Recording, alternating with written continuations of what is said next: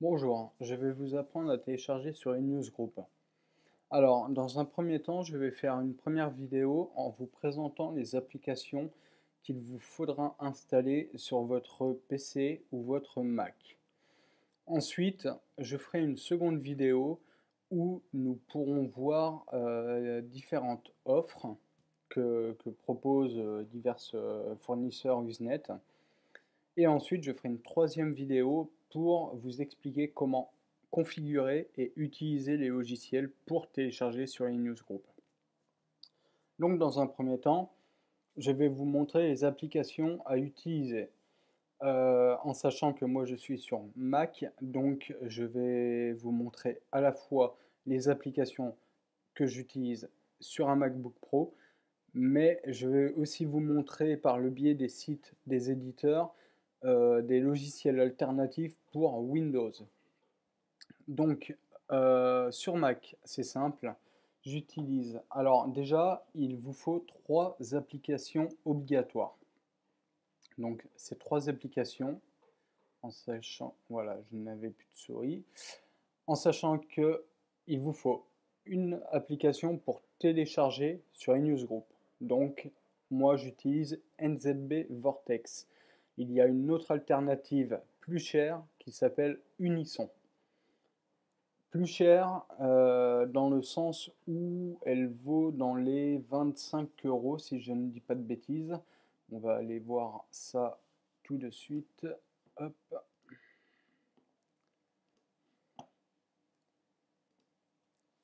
Alors déjà NZB Vortex que vous avez donc sur l'App Store pour 10 euros, en sachant que si vous passez par l'éditeur, par le site de l'éditeur directement, vous pouvez télécharger une version d'essai. Voilà donc comment se présente le logiciel, mais ça on aura l'occasion de le voir dans une prochaine vidéo. Donc à 10 euros, et en alternative vous avez Unisson, mais là le prix y grimpe un peu plus du double, 23 euros. Sincèrement, j'ai essayé les deux applications. Par rapport à mon utilisation, NZB Vortex me suffit amplement. Disons que Unisson est pas mal, c'est pour avoir une navigation dans les groupes. Donc là, par exemple, on peut le voir, il y a un exemple avec des groupes Abbey Pictures Garden. Donc, désolé pour l'accent anglais. Euh, donc c'est, on va dire, la seule différence réelle qu'il y a entre les deux applications. Voilà.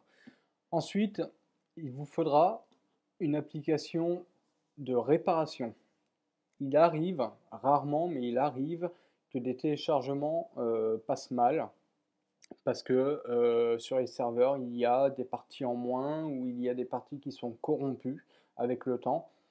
Donc, il vous faut une application pour réparer ces fichiers quand c'est possible.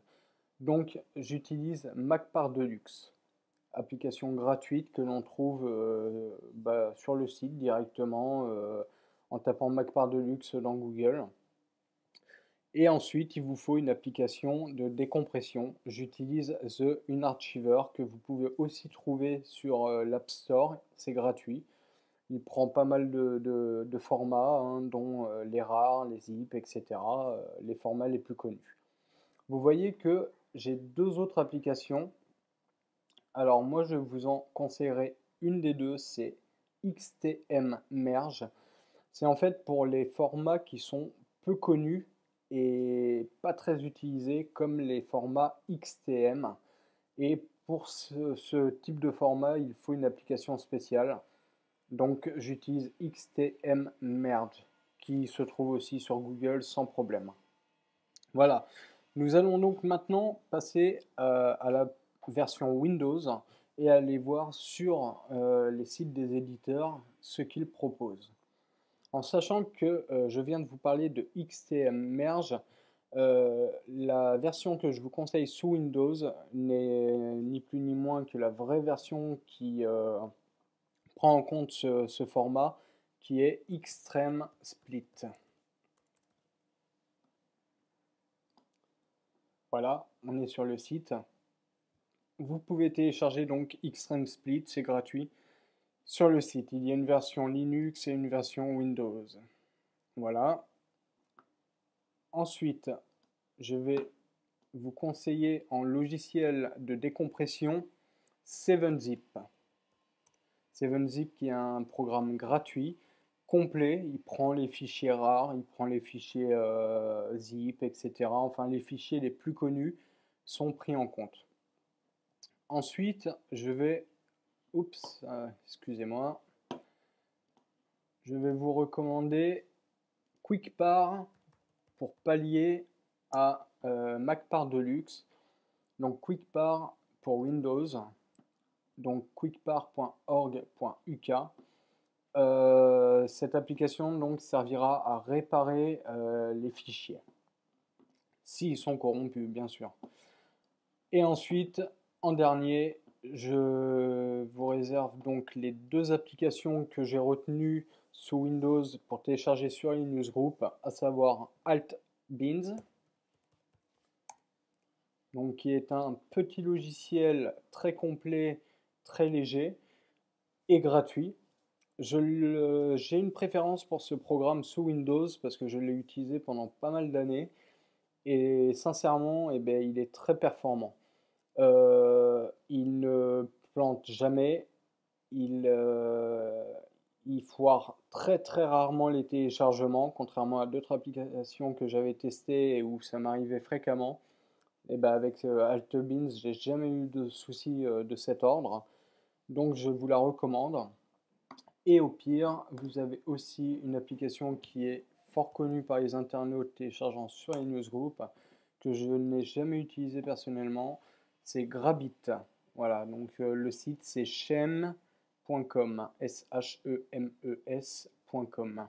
Sinon, vous tapez Grabit dans Google et ça vous amènera directement au site principal de l'éditeur, qui est aussi une application gratuite.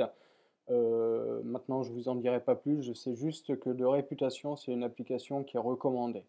Donc, vous avez le choix, hein, comme j'ai fait sur du côté Apple. J'ai proposé deux applications, à savoir NZB Vortex et Unison. Là, sous Windows, je vous propose AltBeans, donc qui est là, voilà, et Grabit. Voilà pour cette première vidéo. Dans la seconde partie, donc dans la seconde vidéo, nous allons voir diverses offres de fournisseurs Usenet. Voilà, merci.